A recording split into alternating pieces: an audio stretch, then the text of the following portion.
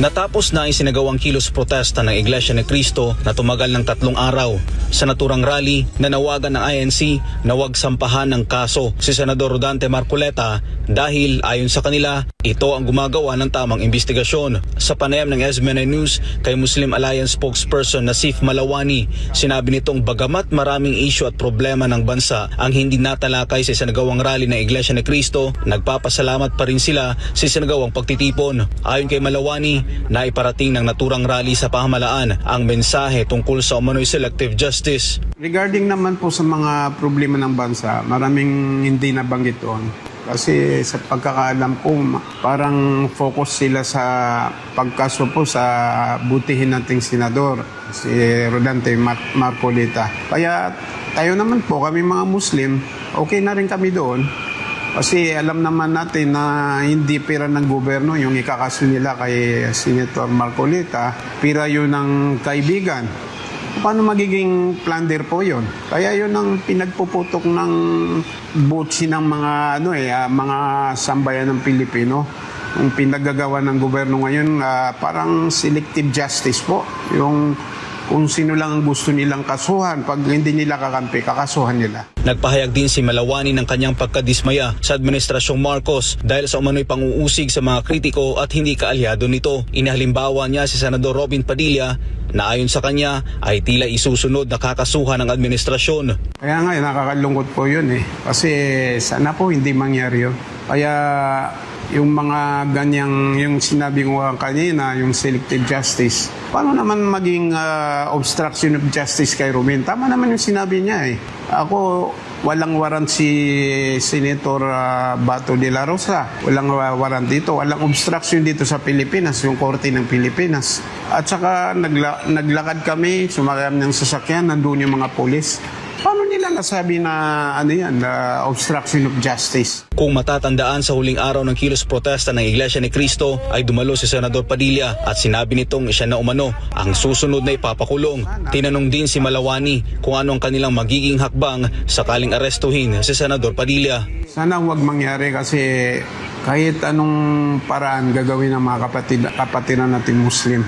Hindi lang naman namin sabihin na mag-rebuild kami, pero sa lahat ng legal na paraan, talagang baka ito na yung mitsa talaga na magkakaroon ng problema yung administrasyon.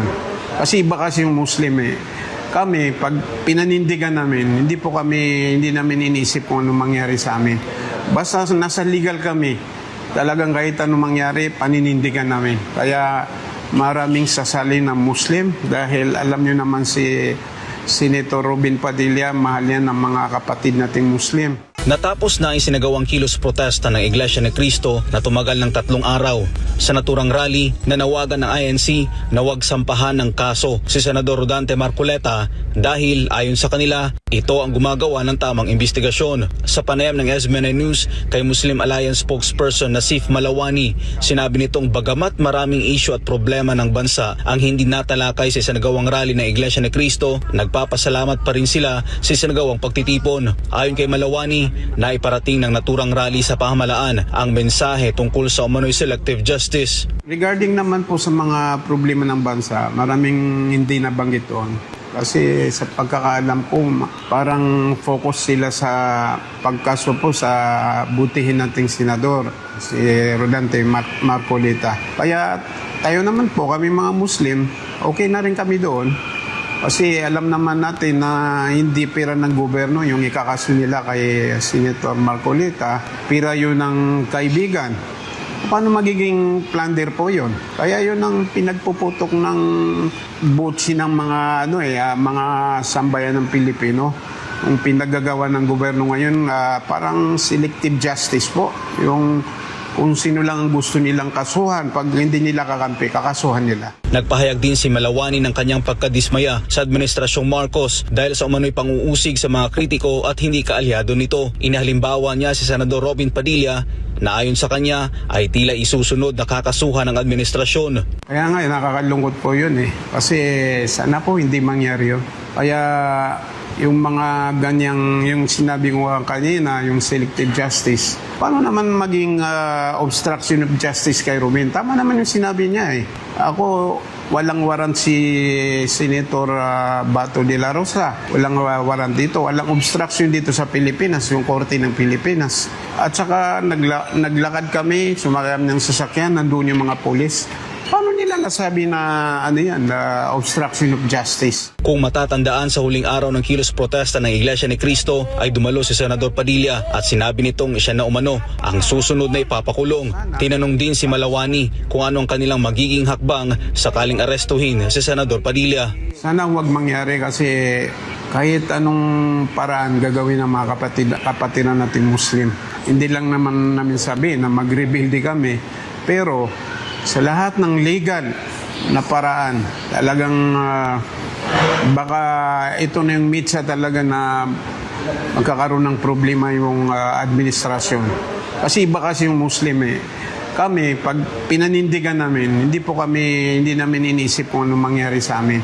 Basta nasa legal kami, talagang kahit anong mangyari, paninindigan namin. Kaya maraming sasali ng Muslim dahil alam nyo naman si Senator Robin Padilla, mahal yan ng mga kapatid nating Muslim. Natapos na ang isinagawang kilos protesta ng Iglesia ni Cristo na tumagal ng 3 araw.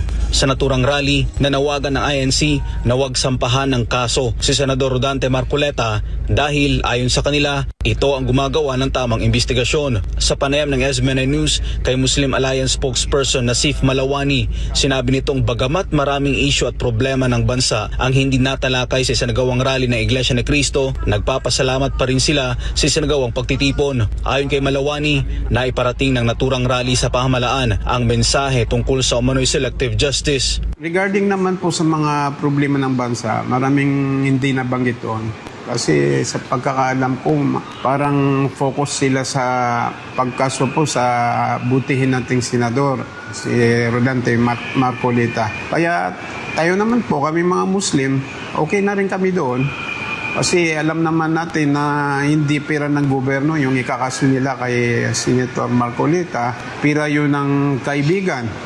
Paano magiging plunder po yun? Kaya yun ang pinagpuputok ng butsi ng mga mga sambayan ng Pilipino.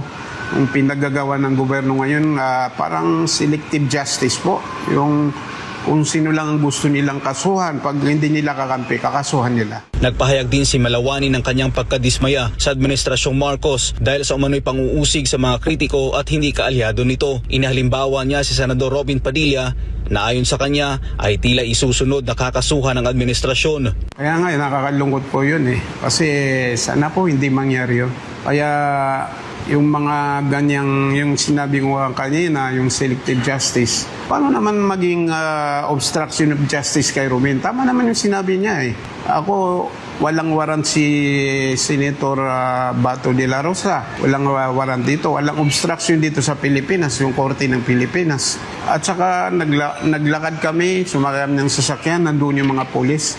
Paano nila nasabi na obstruction of justice? Kung matatandaan, sa huling araw ng kilos protesta ng Iglesia ni Cristo ay dumalo si Senador Padilla at sinabi nitong siya na umano ang susunod na ipapakulong.